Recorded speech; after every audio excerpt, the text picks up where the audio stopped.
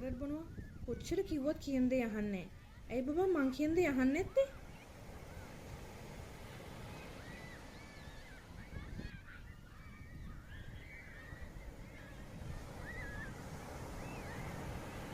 හැමදාම කියනකොට විසික් කරලා ආයෙ පාවිච්චි කරනවා.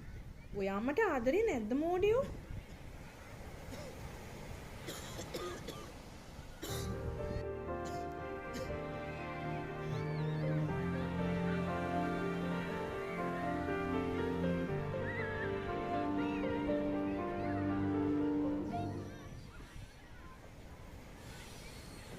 ඔයා ඔයාට ආදරේ කරන්නේ මට ආදරේ කරන්නෙත් නෑ.